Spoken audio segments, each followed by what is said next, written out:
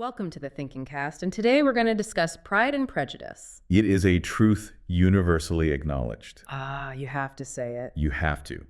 I feel like we have to say it, or the literary police will come for us. They absolutely will. It's arguably one of the most famous opening lines in the English language. Yeah. But, when we decided to pull the research for this deep dive, I had this moment of legitimate hesitation. Oh, yeah. I looked at the title and thought, okay, do we really need to do this? I mean, we've all seen the movies. We all know about the Colin Firth wet shirt scene. Of course. We know the enemies to lovers trope. It feels like this story has been chewed over so much that there's, no flavor left. Yeah. Is there actually anything new to find in a book that's been a global brand for 200 years? It's a completely fair hesitation. Yeah. I think we tend to calcify Pride and Prejudice as this cozy, comfortable object. Yes, a comfort watch. It's the literary equivalent of a warm blanket or your favorite sitcom. People turn to it for the romance, the pretty dresses, the tea parties. But when you actually excavate the text, and I mean, really look at the source material we have here, from economic critiques to global reception histories, you realize that our cozy view is actually a huge misunderstanding. Misunderstanding how? What do you mean? We mistake it for a fluffy romance. Yeah. But at its core, and certainly in the context Austen was writing in, it isn't really a romance at all. It is a survival story. A survival story. It's a story about economic terror. Economic terror is a strong rebranding for a book with that many ball gowns. That's a bold statement. I'm serious. And that's really the mission of this deep dive. It isn't to summarize the plot. I think everyone knows the plot, more or less. Yeah. The mission is to figure out why this book, published way back in 1813, isn't just a museum piece. We need to understand why it's a living text. And we have sources here ranging from the harsh legal realities of the Regency era to scholars in 1920s China to, believe it or not, modern adaptations involving zombies. We're definitely getting to the zombies later. I've made a note, but I want to stick with this idea of survival because when I was going through the notes on the historical context, the thing that really struck me was just how precarious everything was. Right. We think of the Regency era as this polished, polite, Jane Austen-y time. But looking at the timeline, the world was essentially on fire. It really was. It's so important to set the scene here. Austen drafted the original version of this book, which was titled First Impressions, way back in 1796 or 1797. Wow, that early. That early. Yeah. But it sat in a drawer. It wasn't published as Pride and Prejudice until 1813. Yeah. Now, you have to think about what was happening in that window of time. It's a huge gap. Well, for starters, you had the aftermath of the French Revolution just across the channel. I mean, heads were literally rolling. The old order was collapsing. Exactly. A terrifying prospect for the British aristocracy. And by the time the book is published in 1813, the Napoleonic Wars are raging. Napoleon is conquering Western Europe. There is a very real existential threat to England. And that's why the soldiers are there, right? The militia. That's why they're there. Yeah. You have soldiers camped out in places like Brighton, which plays a huge role in the book, not just for fun, but because they are preparing for a potential invasion or for deployment to the continent. Yeah. The threat of war is a constant hunt in the background of the novel. And internally, things aren't much better. The notes mention the Industrial Revolution is kicking off, which is completely upending the class structure that had been stable for centuries. Creating new money, new cities, new problems. You also have the madness of King George III, which is why we even have the Prince Regent and the Regency era in the first place. The head of state was considered unfit to rule. It was a crisis of leadership. Plus, the political landscape itself was shifting. Great Britain had just combined with Ireland to become the United Kingdom, and the slave trade was abolished by Parliament in 1807. Right. And we need to be clear here. The trade was abolished, but slavery itself, the actual ownership of human beings in the colonies, was still perfectly legal. And that's a shadow we'll need to touch on later. Okay. But the point is, it was a time of massive instability. Politically, socially, economically, everything was in flux. Which makes the scope of the novel feel almost, strange. You have this backdrop of war and revolution, but the book is hyper-focused on this tiny domestic sphere. It's all about drawing rooms and card tables and who is going to dance with whom. Mm-hmm. Is Austen ignoring the wider world, or is she doing something else entirely? I think she's focusing the lens. The sources argue that while the stakes feel domestic, they are microscopic versions of that same survival instinct. The drawing room can be just as brutal as a battlefield. Yeah. And to understand why, we have to talk about the law. The law. Specifically, the fetail male. Okay, let's unpack this. Because every time I watch an adaptation, Someone mentions the entail and everyone groans and music gets a little sad. I always just interpreted it as unfortunate legal plot device. But reading into the legal history here, it's actually much more sinister than just bad luck. It is the engine of the entire plot. It's the ticking bomb under the floorboards of the Bennett house. If you remove the entail, there is no story. The whole thing collapses. So what is it exactly? Okay, so Mr. Bennett, the father, holds the Longbourn estate. He's the master of the house. But he doesn't own it in fee simple, which is how you or I might own a house today, where we can sell it, mortgage it, or, crucially, leave it to anyone we want in a will. He's more like a steward or a caretaker. He's essentially a tenant for life, right? The estate is entailed to the male line. This was a legal instrument used by aristocratic families to keep their property and their name intact through generations. They didn't want the land getting chopped up. Exactly. They didn't want it divided among daughters who would then marry and take the land into another family or have it sold off piece by piece. Yeah. They wanted the family name and the family land to stay together forever. So the deed, set up generations ago, dictates that the property must pass to the next male heir. And Mr. Bennett has 5 children, all daughters. 0 sons, which means the moment Mr. Bennett's heart stops beating, the lease is up. The estate, the house, the land, the income, the social status that comes with it bypasses his own children entirely and goes to a distant cousin, Mr. Collins. So this isn't just about, oh, I hope I meet a cute boy at the dance. This is, if I don't get married or if one of my sisters doesn't marry someone rich, we are, for all intents and purposes, going to be destitute. Destitute is absolutely the right word. We need to look at the numbers for a second. The notes point out that Mrs. Bennett brought a small fortune into the marriage, about £5,000. Which sounds like a lot of money. It sounds like a lot, but in that era, you lived off the interest. And the interest on that would provide maybe, 100, maybe £200 a year? And that's to be divided by 5 daughters and a widow. Exactly. They would go from being landed gentry, a respected family in the neighborhood, to living on pennies. They would be forced to depend on the charity of relatives, like the Gardners. So when you see the marriage plot, you have to strip away the romance. For the Bennett girls, marriage is the only institutionalized pathway to financial security. It's their only career option.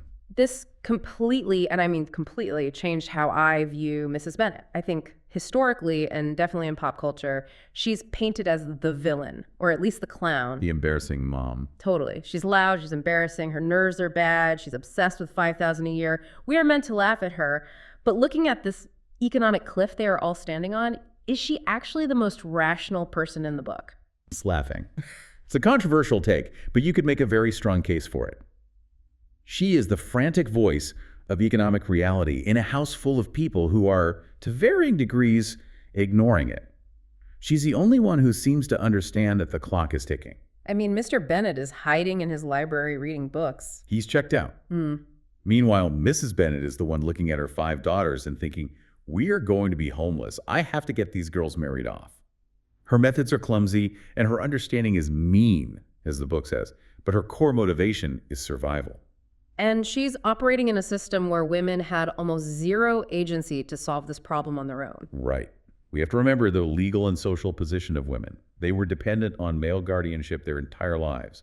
First their fathers, then their husbands. They couldn't vote. They couldn't own property in the same way. They couldn't really work. Not in a way that maintained their class status anyway. Exactly. Being a governess, like Jane Fairfax and Emma, was seen as a steep, humiliating drop in status, and the education gap was just huge. The notes mention accomplishments. The women aren't being educated to run businesses or think critically about the world. They are being trained to be decorative. It's a finishing school for the marriage market. That's what it is. Singing, drawing, speaking a little French, netting a purse, walking gracefully. These are accomplishments. They are designed to signal to a potential buyer, and I mean, let's be blunt, a husband, that this woman is a suitable accessory for a gentleman's house. So it really is a marketplace. It is a marketplace. And Mrs. Bennett is basically the marketing manager for 5 very difficult products. That is a dark but probably very accurate way to put it. So we have this market. And the outline for our discussion suggests we look at the book as a kind of comparative study. Austen gives us 3 very different examples of how women navigate this market. We have the pragmatic, the impulsive, and the ideal. A perfect way to frame it. So let's start with the pragmatic. Let's start with Charlotte Lucas. Oh, Charlotte. I feel like Charlotte gets such a bad rap. She's Elizabeth's best friend. She's sensible, she's intelligent. But then she marries Mr. Collins, the sweaty, pompous, sycophantic cousin who is going to inherit the Bennet house, the very guy Elizabeth just rejected. Modern readers, and Elizabeth herself, look at Charlotte with pity or even a sense of betrayal. They think she sold out. How could you marry that idiot for a house? But you have to look at her situation. You absolutely do. Look at the text. Charlotte is 27 years old. Which in 1813 is ancient, practically a spinster. It is dangerously close to being an old maid. She is becoming a burden on her parents and her brothers. She has no fortune of her own. And she tells Elizabeth very, very plainly, I am not romantic, you know. I never was. She's a realist. A stone-cold realist. Mm. She views marriage as a transaction. She needs security. Mr. Collins offers security. It's that simple. She trades her intellectual and emotional companionship for a house, for food on the table, and for social standing. It's a bargain. And she manages him, right? There's that wonderful, heartbreaking detail about how she encourages Mr. Collins to spend his time gardening so that he's out of the house as much as possible. Yes, she carves out her own space. She arranges her house so that she has her own sitting room and he has his. The tormenting silence she endures when he is around is the price of her survival. Mm. The sources highlight that this is a critique of the society, not just of Charlotte. Right. The fact that an intelligent, capable woman like Charlotte's best option is to marry a fool and then spend the rest of her life strategically avoiding him in her own home, that's a tragedy. But it's a rational tragedy. She survives. Okay, so then you go to the complete opposite end of the spectrum. Lydia Bennet, the youngest, the impulsive match. Lydia is the chaos agent. She's the embodiment of romantic recklessness. She operates entirely on impulse and feeling with zero foresight. She runs off with Mr. Wickham based purely on aesthetics. Purely. He's a soldier. He looks good in a red coat. He's charming. He flirts with her. She doesn't think about his income. She doesn't think about his character. She certainly doesn't think about the future. She just wants the thrill of an elopement. And it's an absolute disaster. A total disaster for everyone. Wickham, we find out, has no money and a massive amount of gambling debt. And by running away with him without being married first, she risks ruining the reputation of her entire family. Which is a huge deal. That's not just gossip. Oh, it's catastrophic. Right. A scandal like that would make it almost impossible for Jane or Elizabeth to marry well, or even marry at all. Who wants to marry into a family with that kind of disgrace attached to it? No one. Exactly. And even after they are patched up and forced into a marriage, thanks to Darcy's secret money, the relationship itself collapses. They end up financially dependent, constantly moving, begging her sisters for money. Lydia's match fails because it lacks the security of Charlotte's match, but it also completely lacks the respect of the ideal match. It has nothing. Which brings us to the main event, Elizabeth and Darcy, the companionate ideal. This is Austen's thesis statement. This is what she thinks marriage should be. It's not just about money, though, let's be honest, Darcy has 10,000 pounds a year, and that certainly helps. It doesn't hurt. It doesn't hurt. But it's not just about the money, and it's not just about lust or infatuation like Lydia's choice. It's based on equality, on intellectual companionship, mutual respect. Yes. They argue. They challenge each other. They make each other better. But the key here, and the reason this is a deep dive and not just a plot summary, is that they don't start there. They have to earn it. Right. This is not love at first sight. It's loathing at first sight that has to transform into respect and then into love. It's a process. Let's talk about that transformation then. We need to get into what the outline calls character architecture, because Elizabeth Bennet is often held up as this feminist icon, this, modern woman trapped in the past. And I think she is, for the most part, but she's also deeply flawed. She is. And that's why we love her. If she were perfect, she'd be annoying and unrelatable. Elizabeth has what the text calls a quick-witted vivacity. She's smart, she's funny, she's observant, and her refusal of Mr. Collins is such a pivotal moment. It's revolutionary, really. Given the economics we just discussed, the fact that her mother is literally screaming at her to say yes so they don't all starve, her saying no is an incredibly brave assertion of self. She refuses to be a piece of property traded for security. She's fighting for her right to individual happiness. But her biggest flaw is right there in the original title of the book, Prejudice. From first impressions, right. Elizabeth prides herself on her perception. She thinks she's a great judge of character, that she can see through all the social nonsense. She's a people reader. Or so she thinks. She meets Wickham, sees that he's handsome and charming, and tells a good sob story, and she immediately decides he is the victim in this story. She meets Darcy, sees that he's awkward and rude and proud, and she decides he is the villain. Her first impressions are almost 100% wrong. They are dead wrong. She has to learn a really humbling lesson that her own wit, her own pride and her judgment can be a blinder. She filters everything through her own bias. The whole journey of the novel is her realizing that she isn't as smart as she thinks she is, or at least not as observant. It's a journey to self-awareness. And then there's Darcy. Talk about a trajectory. He goes from being this haughty, arrogant snob to someone, well, reflective. He's the prototype for the modern male archetype in romance, really, the brooding, misunderstood rich guy. Yeah. But think about his inciting incident. At that first ball in Meryton, he refuses to dance with Elizabeth. And he says, loud enough for her to hear, that she is tolerable but not handsome enough to tempt me. Which is, wow. I mean, if someone said that about me at a party, I would probably make it my life's mission to destroy them. But she kind of does. That is his pride provoking her prejudice. That's the spark that lights the fire. But what's so fascinating to modern readers, and especially in the wake of movements like #MeToo, is how Darcy redeems himself. He doesn't just send flowers and an apology card. No, he listens. Think about his first proposal, the bad proposal, where he basically says, I love you against my will, even though your family is garbage and you have no connections. It's maybe the worst proposal in literary history. It's unbelievably arrogant. Yeah. And she just tears him apart. She tells him exactly why he's a jerk. She calls him out on everything. And what does he do? He leaves. He writes a letter explaining his side of the story, but he backs off completely. He respects her? No. He doesn't argue. He doesn't pressure her. He steps back. He reflects on her criticisms. And then he changes. He doesn't just change for her, exactly. He changes because she acted as a mirror, showing him his own arrogance for the first time. And when they meet again at his estate, Pemberley, he's a different person. He's polite to her aunt and uncle, whom he previously would have looked down on. He's a gracious host.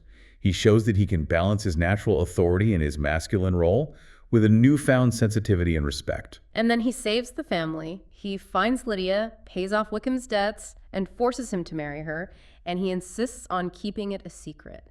He does the work. He proves himself. It's action, not just words.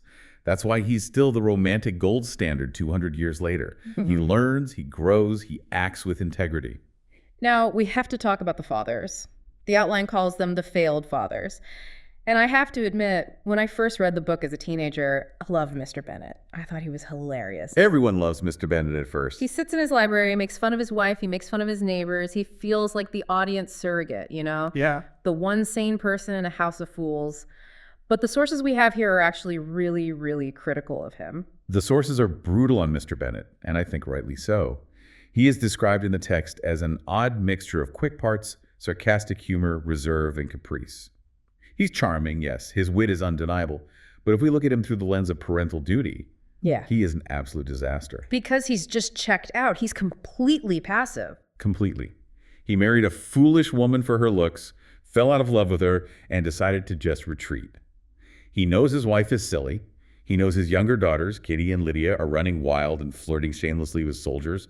He knows the entail is looming over them like a guillotine. But instead of doing anything, instead parenting, instead of saving money for their future, instead of disciplining Lydia, he retreats. He hides in the library with his books and his sarcasm. He uses his wit as a shield to avoid responsibility. Exactly. He laughs at the chaos rather than trying to fix it. And that negligence has severe consequences. Lydia's ruin is directly his fault. Elizabeth even warns him not to let her go to Brighton. She says Lydia's character is not developed enough to be trusted in that environment, and he just laughs it off. He fails to protect his family, and he constantly exposes his wife to ridicule rather than supporting her or guiding her. He does. He's a neglectful father and a cruel husband, in a way. It's a very heavy realization when you reread the book as an adult. It changes the way you read all those funny scenes. He's laughing while the ship is sinking. Wow. Okay. So that leads us nicely into the big themes. We've talked about Pride and Prejudice as the core conflict, but there's a nuance here that the book itself points out. Pride versus vanity. Yes, and it's a brilliant distinction. Yeah, I have the quote right here. It's from Mary Bennet, who is usually the boring, preachy sister who just plays the piano badly, but she actually nails this one distinction. She says, pride relates more to our opinion of ourselves, vanity to what we would have others think of us. It's such a sharp, concise definition. And it gives us a new lens to look at the characters. Darcy is proud. He has very high opinion of himself, yes, but it's internal. It's rooted in his family status, his lineage, his own sense of integrity. He doesn't actually care that much what the people of Meryton think of him. He doesn't need their applause or validation. Contrast that with someone like Mr. Collins or Sir William Lucas. They are purely vain. Mr. Collins is obsessed with his patroness, Lady Catherine de Bourgh. He's constantly talking about her. He is obsessed with how his house looks, how his compliments land, whether people are impressed by him. He is entirely outwardly focused. He craves validation from his social superiors. Darcy doesn't crave validation. He believes in his own inherent superiority, which is a flaw, but a different kind of flaw. A very different kind. One is about self-regard, the other is about performance for others. And then there's class. We can't talk about England in 1813 without talking about class.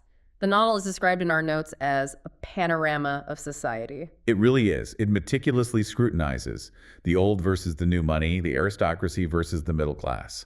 You have the old landed aristocracy represented by Lady Catherine de Bourgh and, at the beginning, Darcy. This is the world of breeding and ancient family names and vast estates. And then you have the emerging middle class, the world of trade. Which is represented by the Gardners, Elizabeth's aunt and Yes, uncle. I love the Gardners. They live in Cheapside in London, which is the commercial district. Mr. Gardner works for a living. By the snobby standards of Caroline Bingley and Lady Catherine, they are lesser.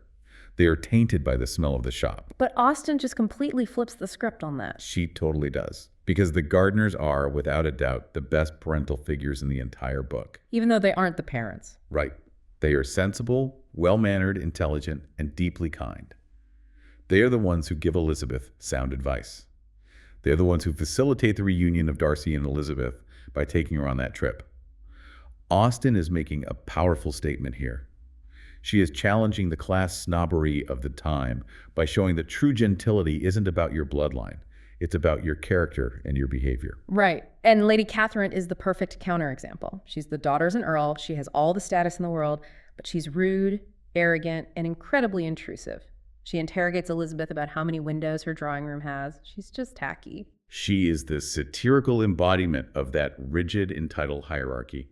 She represents the idea that class equals worth, and the climax of the book is Elizabeth verbally dueling her in that famous garden scene and winning. It's one of the best scenes. So speaking of how Austen delivers these critiques, we need to talk about the writing style itself, the narrative voice.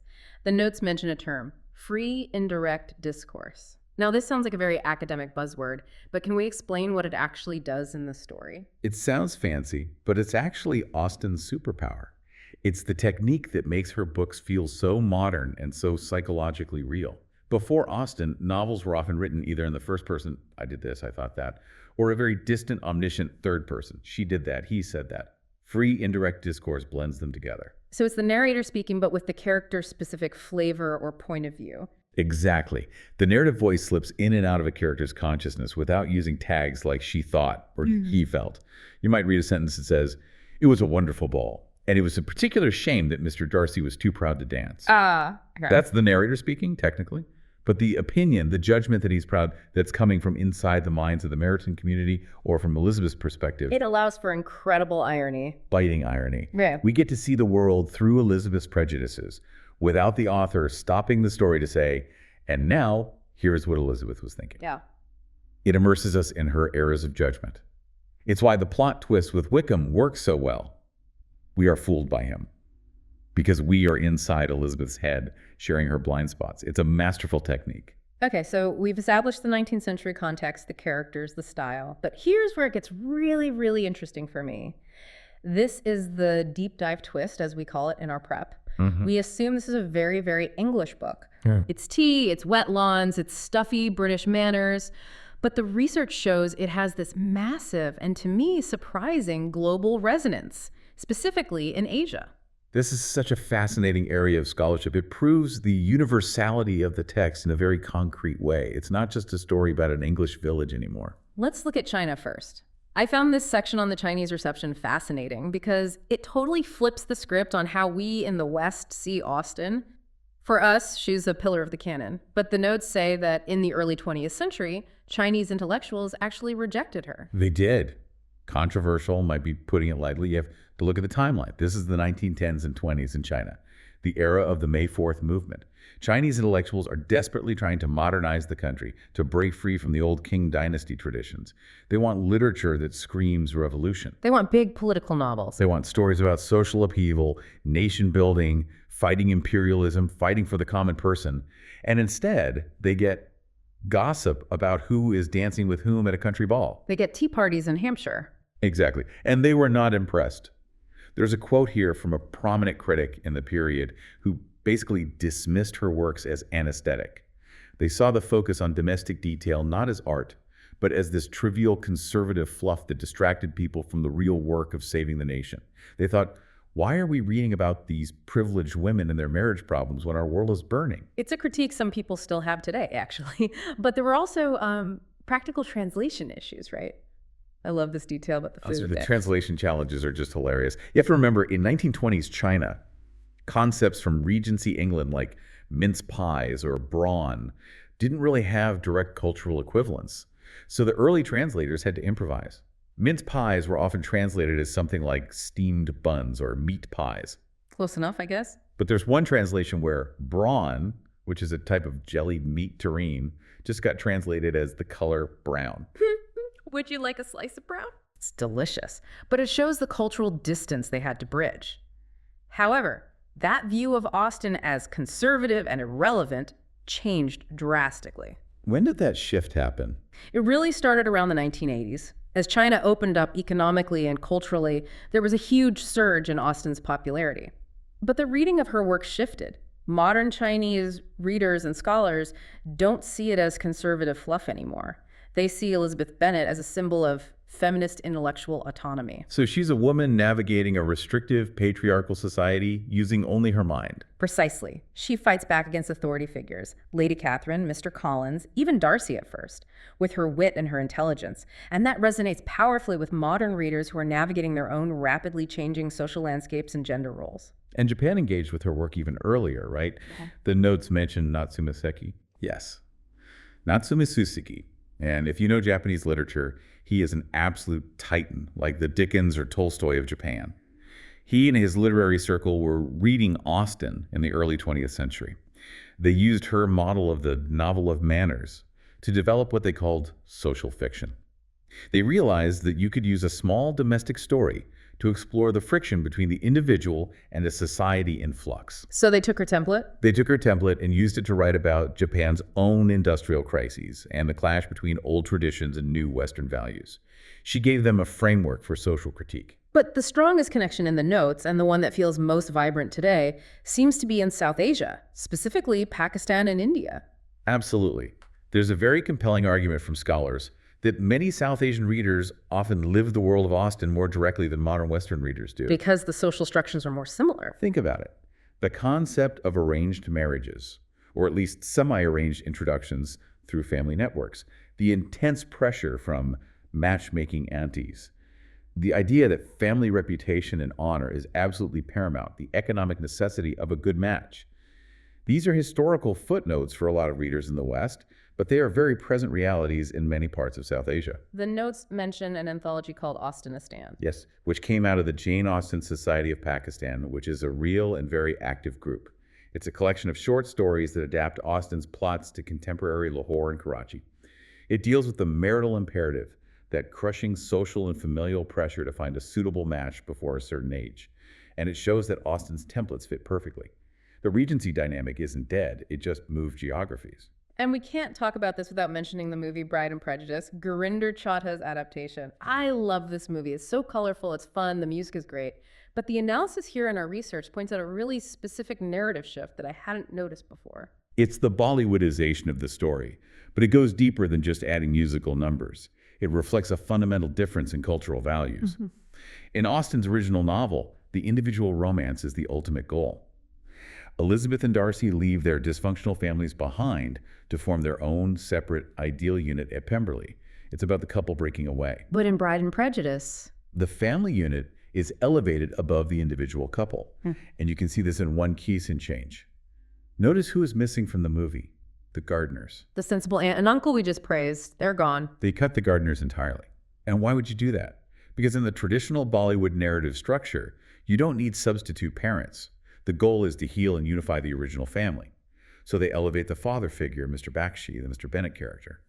In the film, he's much more noble, much more involved, and ultimately supportive. The film uses the story to critique what it sees as the broken Western family structure. Darcy's American family is rich but disjointed and cold, and champions the cohesive, loud, but loving Indian family unit. That is such a cool and subtle nuance.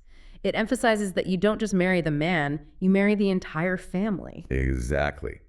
It uses Austen's story to have a conversation about culture and values. Yeah. Rather than just copying it. It's a brilliant adaptation for that reason. Speaking of critiquing the West, we need to pivot to the post-colonial critique, because there is a shadow hanging over all this wealth, all these pretty houses in the book. This is a crucial part of modern scholarship on Austen. We can't just look at the beautiful estates like Pemberley. We have to ask the uncomfortable question of who paid for them. And this is the argument from Edward Said, right? In his book, Culture and Imperialism. Yes, Said points out what he calls the dead silence in the novel regarding the colonies. We see Mr. Bingley and Mr. Darcy. They have massive fortunes. Darcy has £10,000 a year, which is an almost unimaginable amount of money. Where does that money come from? Well, the assumption is land rents from their estates in England. Partially, yes. But in this era, the British economy was deeply, deeply intertwined with colonial exploitation. For the wealthy elite, investments often meant shares in colonial enterprises. We know from Mansfield Park, another one of Austen's novels, that the family's wealth is explicitly tied to a sugar plantation in Antigua, which means it's tied to slavery. Exactly. In Mansfield Park, it's explicit. In Pride and Prejudice, it's silent. But critics like Said argue that the silence is the point. The leisure, the nice flows, the endless balls, the officers in the militia. Why is the militia there? Wickham is a soldier. They're protecting the homeland, yes, but they are part of a larger military machine that enforces the colonial order abroad. So the argument is that the good fortune of the gentry, the wealth that makes the entire story possible, is likely funded, at least in part, by things like sugar plantations in the West Indies, which were run on enslaved labor. It's highly probable. And it challenges us to reread the book with a critical eye. It complicates the fairy tale. It suggests that this beautiful bubble of polite English society is floating on an ocean of exploitation that the characters, and perhaps the author, choose not to acknowledge or discuss. So it doesn't mean we have to stop reading the book or loving it, but it means we have to read it with our eyes open to what's being left unsaid. Exactly. It adds a layer of moral complexity. The survival of the Bennet girls is happening within a global system that ensures the oppression of countless others. Which brings us to the afterlife of the book. From a text to a brand. It really is a brand now. You can buy Pride and Prejudice socks, tote bags, candles, probably toothpaste. It's a cultural juggernaut. And for the modern obsession, we have to credit the 1995 BBC miniseries, The Colin Firth Effect. Darcy Maniac. And specifically that scene, the scene where he dives into the lake at Pemberley and walks out in the wet, clinging white shirt. I have to remind people, Austen did not write that. She didn't. That's not in the book. No, not at all. In the book, he just meets her unexpectedly while walking his grounds. He's fully dressed. But the screenwriter, Andrew Davies, added that scene to show his internal turmoil, to show him trying to cool off his passion and, well, to show off Colin Firth. And it worked. It became an iconic cultural artifact. It completely changed how we collectively see Darcy. He became sensual, physical, yet still dignified. It sexualized the intellectual connection in a way that really, really hooked modern audiences. And then you get the genre mashups. Pride and Prejudice and zombies, which on the surface sounds completely ridiculous. It sounds like a one-note joke. But if you think about what we said at the very beginning of this conversation, what is the book really about? Survival. It's a survival story. It's about a family of women fighting off social and economic threats. So instead of the threat being poverty and social ruin, the threat is the ravenous undead. Exactly. The mashup works because the fundamental structure of the novel is already about navigating a hostile environment. The zombie version just makes the subtext literal, and it's actually a surprisingly sharp commentary on the class struggle, who gets to survive the zombie apocalypse, the rich. Lady Catherine de Bourgh has the best trained ninja bodyguards because she can afford them. It highlights the absurdity of worrying about social etiquette when you're literally fighting for your life. Which is exactly what Mrs. Bennet is doing in the original, just without the katanas and the brain eating. And now we have the digital age adaptations, the Lizzie Bennet Diaries. Did you watch those? I did. It was a vlog series on YouTube back in 2012. And it was absolutely brilliant because it found a perfect modern equivalent for the entail. Student debt. Crushing student debt, yes. In this modern version, Lizzie isn't worried about losing the family estate. She's a grad student worried about her massive loans and her terrible career prospects. It translated the feeling of economic precarity perfectly for the millennial generation. It showed that the core anxiety of how will I afford to live and be happy is universal and timeless. And now, fast forward to today, we have book talk and memes. The enemies to lovers trope is one of the biggest categories on TikTok, and Darcy and Elizabeth are the originals. They are the blueprint. And memes act as these mini bursts of irony. They distill Austen's wit into a single, shareable image. It keeps the humor alive for a new generation. It proves that Austen's brand of sarcasm translates to the internet perfectly. So let's try to bring this all home. Why are we still reading this 1813 novel? Why did we just spend all this time talking about it? I think we read it because it is a living text. It is endlessly adaptable. It spoke to 1813 anxieties about survival. It spoke to 1950s ideals of finding the perfect romance. It speaks to 2020's conversations about class, colonialism, and social critique. It offers this incredible psychological realism. Elizabeth feels like a real person you know, alongside this biting, witty social commentary. And I think it changes as we age. I know it has for me. When I first read it at, say, 20, I was Elizabeth. I was rolling my eyes at my mom and dad. Now, I have to admit, I kind of get Mrs. Bennet's anxiety. I sympathize with the parents' panic a lot more. That's the beauty of a great book. You grow into different characters. You notice the shadows in the corners that you missed when you were younger. You see Mr. Bennet's tragedy instead of just his jokes. So I want to leave the listeners with a final thought, something to mull over.